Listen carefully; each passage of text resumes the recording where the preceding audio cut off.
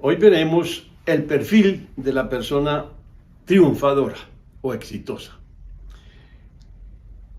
Debo decir en lo personal que para mí ha sido toda la vida muy importante elaborar un perfil de quién vale la pena.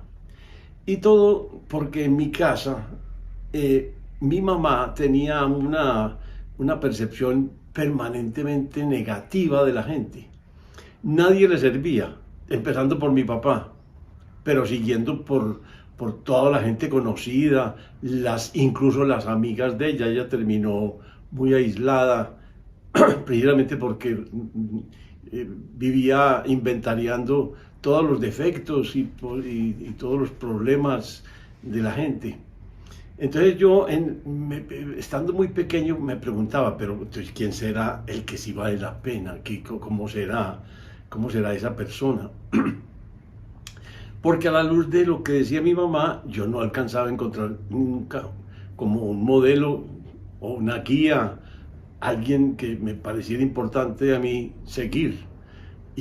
Bueno, en todo caso, para mí fue muchos años, un gran interrogante: ¿quién vale la pena? En un momento dado tuve que responder esa pregunta remitiéndome a mi propia experiencia personal, porque básicamente en el fondo tuve que preguntarme, hombre, pero en principio, ¿quién es confiable para mí? ¿Quién es confiable para mí? Porque es que de eso es lo que más me puede aproximar a la respuesta a esta pregunta del perfil. Y empecé a buscar mucho más hondamente en mí qué era lo que realmente hacía que una persona para mí fuera confiable. Para eso, ¿qué hacía yo? ¿Qué comparaba? No, básicamente yo desde muy pequeño, primero leía mucho, segundo veía muchas películas, porque nosotros vivimos cerquita de un teatro que era de mi abuelo, o por lo menos era muy cerquita de todas las propiedades que él tenía en esa manzana donde estaba el teatro, y fuera de eso tuvimos la fortuna, digámoslo así, de contar con una televisión muy temprano, cuando llegó la televisión aquí a Colombia, que la trajo el general Rojas Pinilla, que era entonces presidente de la República. En todo caso, yo veía muchas películas, tanto en televisión como en cine, y me interrogaba todos digamos, los mensajes, más, por supuesto, los protagonistas de las películas. ¿Quién me llegaba? ¿Qué mensaje me llegaba? ¿Qué mensaje no? ¿Qué me parecía que era trascendente? ¿Qué me parecía una persona más honesta, más sincera, más clara, más, en última instancia, más confiable? Entonces ya al hacerme la pregunta personal, ya empecé a darme respuestas también de tipo personal. Por eso, después de que me hice psicólogo y mientras estudiaba la carrera, para mí siempre fue muy atractivo cuando, digamos, el expositor o el libro o el autor hacía una diferencia fundamental. Por ejemplo, estudiando a Edward de Bono, las herramientas para el desarrollo de la inteligencia. Para mí era demasiado importante que él dijera: la gente que utiliza estas herramientas es triunfadora frente a la gente que no las utiliza. Entonces yo decía, bueno, por lo menos hace una diferencia fundamental. Y para mí y siempre me han atraído esas diferencias, aquellas que realmente se convierten en algo concreto, donde uno dice, aquí sí vale la pena estudiar esto, vale la pena saber este principio, aplicarlo, en fin. Y yo desde muy temprano en mi carrera y en mi ejercicio profesional empecé a fijarme en quiénes eran, digámoslo así, los triunfadores en cada campo que me encontraba. Por ejemplo, si era un campo artístico, como decir el canto, que me gustaba mucho desde pequeño, yo también estaba estudiando quién es el mejor compositor, quién tiene más alma, quién transmite mejor los sentimientos y las emociones de que se traten, de que se esté tratando en la canción. ¿Quién canta mejor? ¿Quién es mejor intérprete? Porque había gente que cantaba muy bien, pero no tenía capacidad de llegar. Yo veía una diferencia ahí muy grande entre ser muy afinado, digámoslo así, y ser capaz de transmitir y transparentar una emoción y un sentimiento como el que estaba relatando y narrando la canción. Entonces yo utilizaba todas las herramientas para estudiar la respuesta a esa pregunta. También lo hacía desde el punto de vista profesional. Por ejemplo, estaba en una empresa estudiando ventas, los vendedores.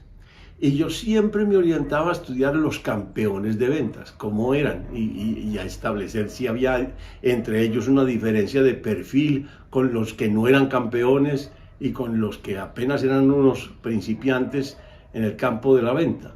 Y siempre aislaba factores importantes. Recuerdo que el más importante de todos para mí, por ejemplo, al estudiar vendedores, fue campeones de venta, fue el hecho de que ellos, los campeones, en la empresa en que estaba estudiándolos, hacían uso muy claro de la experiencia personal que tenían en su vida. Eran los que más, digámoslo, apelaban a esa experiencia. Si esa experiencia estaba asociada, digamos, como al uso del producto o del servicio que vendían, era todavía más claro. Entonces eso era lo que ellos vendían, el producto, servicio o beneficio que ya ellos habían usado y que lo conocían a fondo. Entonces yo decía, esa gente es muy sensible, incluso hasta a los términos que utilizan cuando se expresan, porque son muy precisos, muy precisos. Y resulta que desde ahí empecé yo a elaborar una idea esencial, y es que empecé a darme cuenta que es que uno al escuchar a otro corre el riesgo muy grande y frecuente de traducir a otras palabras, a las propias experiencias, lo que el otro está diciendo. Entonces yo, después de muchos años de trabajar en eso, la instrucción más importante que daba para mis alumnos, cada vez que empezaba un taller o un curso importante o una materia en la universidad, en fin, yo siempre les insistía en esto: no me traduzcan, cojan las palabras literalmente, las que yo diga, no me vayan a traducir a otras cosas. Por ejemplo, yo estoy diciendo en una conferencia que unas determinadas prácticas de la gerencia lograron estrechar los lazos con el mercado. Y de pronto alguien que me está tomando nota pone: se ensanchó el mercado. Y para mí es una cosa absolutamente distinta pensar en estrechar lazos y pensar en un mercado expandido. Es totalmente diferente, porque la experiencia personal que yo tengo asociada a esos términos es muy distinta. Una cosa es entrelazarse, estrechar, unirse, y otra cosa es ensancharse. Eso es totalmente distinto para mí. La expresión se relaciona con una experiencia totalmente diferente. Entonces, y yo tengo digámoslo así, la experiencia triste de que alguien me tome nota traduciéndome y después me diga: pero es que usted dijo esto. Y resulta que yo no lo he dicho. Yo no he dicho que el mercado se expandió. Yo dije que se estrecharon más los lazos con el mercado. Eso es otra cosa distinta. Pero la gente no se da cuenta de que traduce. Uno tiene que hacer un esfuerzo consciente para no traducir. Yo, por ejemplo, estoy leyendo un libro y fácilmente de pronto acabo de terminar, digamos, la lectura y me quedo repitiendo como las últimas ideas o la última idea que leí. Y muchas veces me veo obligado a volver a mirar para cerciorarme de que sí estoy repitiendo exactamente la idea que recibí. Porque muchas veces me doy cuenta que la traduje. Y al traducirla uno no se da cuenta, pero pierde información. Y pierde sobre todo precisión de las palabras. Yo soy muy exigente conmigo en eso. Estudio demasiado cuidadosamente el lenguaje que el otro utiliza.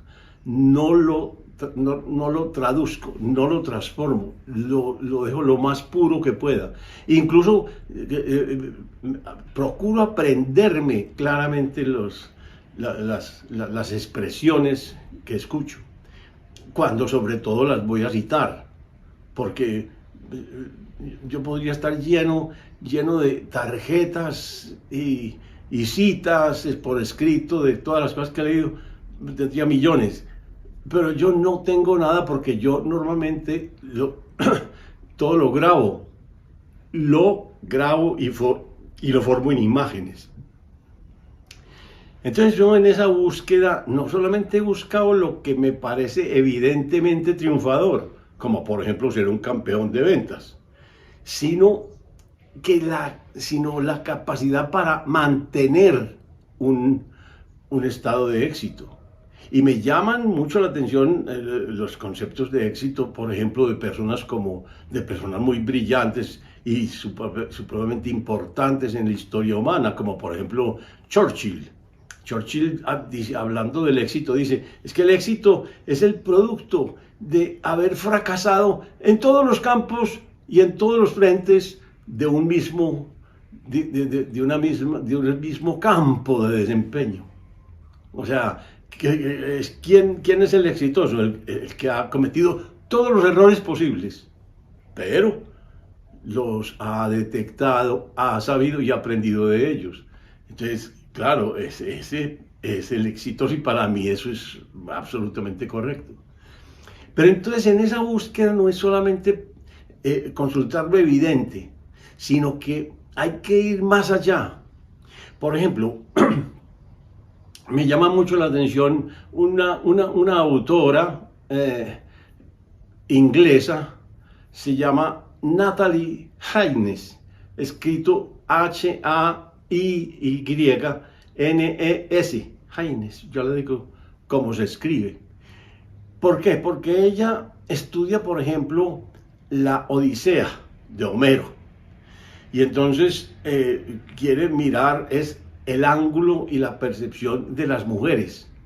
Y en un momento dado se pregunta, actuando ella como una musa, como la musa de Homero.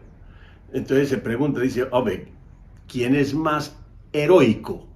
Menelao, que perdió su mujer fue Helena, la que se llevó París para Troya.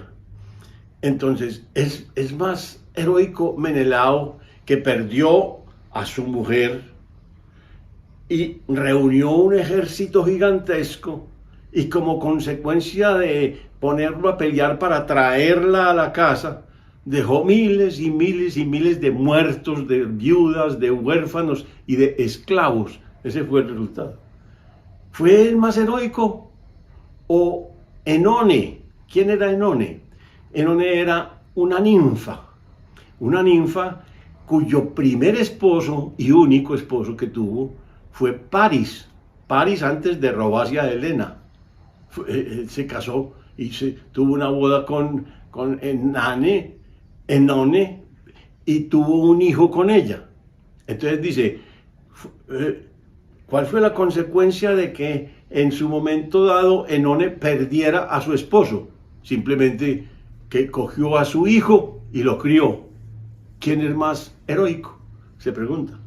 Y es una cosa verdadera, o sea, uno tiene que preguntarse no solamente si el otro fue muy exitoso, si tuvo un ejército grandototo, si ganó la guerra. Bueno, ese es el éxito evidente, pero hay que compararlo con todas las otras consecuencias negativas que dejó la guerra. Y hay que compararlo con lo que hizo, por ejemplo, Enone. Y porque es que hay que estudiar la naturaleza misma del éxito. qué es el éxito y qué es el triunfo. Entonces, en esa búsqueda yo finalmente llegué a unas cuantas conclusiones importantes y básicamente corresponden a una persona que tiene el perfil siguiente.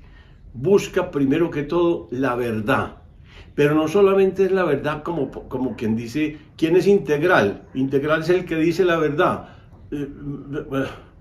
No es solamente el que dice la verdad, es el que se orienta a estudiar qué es verdad.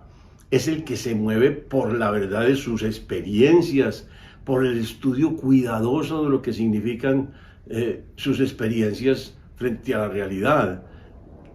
O sea, es la búsqueda claramente de la verdad.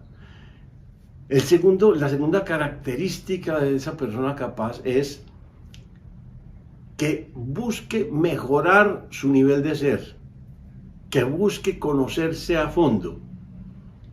O sea, que no basta simplemente que uno se oriente a buscar la verdad y a decirla y a defenderla, sino que hay que luchar también por uno transformarse. Uno tiene que partir de la idea de que hay que conocerse personalmente para superar los niveles de actividad, de comprensión, de conocimiento, de compromiso, de todas las cosas que le parezcan a uno que son desarrollo y transformación positiva y contribución real a la gente y al medio y a los que conviven con uno. De tercero, hay que tener en cuenta lo siguiente: ¿qué tanto admitimos y buscamos con claridad un maestro, un mentor, una guía clara en la vida? ¿Qué tanto buscamos una guía suficientemente probada que nos dé confianza de que por ahí hay verdad y de que por ahí hay claridad en las decisiones y en la visión del mundo y en la contribución que elija hacer? Después hay que tener claro que si estamos, por ejemplo, seleccionando un directivo, hay que tener la posibilidad de estudiar si la persona mantiene un currículum para seguir y que le ayude a irse perfeccionando en el campo profesional permanentemente. Y finalmente, la última característica es que sea capaz de salirse cada vez que sea necesario de la zona de confort habitual. Esas son 5 características, y yo, con el objeto de no permitir que me traduzcan y que lo entiendan como quieran entenderlo, he hecho los 5 videos anteriores con cada una de ellas. O sea que para entender este video y seguirlo a fondo, habría que recuperar los 5 videos anteriores, porque ahí está uno por uno las 5 características que acabo de hablar. Entonces son 5 características de un perfil que siempre yo he encontrado como asociado a las personas más respetables, por lo menos para mí, en el mundo. Las más respetables en los distintos campos donde yo he estudiado, que he estudiado todos los campos que se me han presentado en el desempeño profesional y en el desempeño artístico en general. O sea, los grandes artistas, yo he estudiado mucho, digamos, los grandes pintores, los grandes escultores, los grandes cantantes, los grandes actores de teatro, los grandes actores de cine. O sea, yo he estudiado con mucha dedicación el éxito, digámoslo así, el éxito profesional en todos los campos posibles. Y esas son las 5 características que sigo encontrando y que aplico sistemáticamente cuando voy a seleccionar, por ejemplo, un directivo en una empresa. Yo busco eso. Y prefiero claramente, si una persona, por ejemplo, es muy competente, tiene mucha experiencia, todo eso, pero no es capaz de salirse de la zona de confort en que vive, esa persona para mí tiene una seria falla. Yo no la prefiero sobre otros que sí muestren el perfil completo. Pues con toda el alma les dejo ese perfil y quiero que lo reflexionen en lo posible para que, si les conviene, si les parece, lo persigan. Busquen formarlo. Eso es todo por hoy.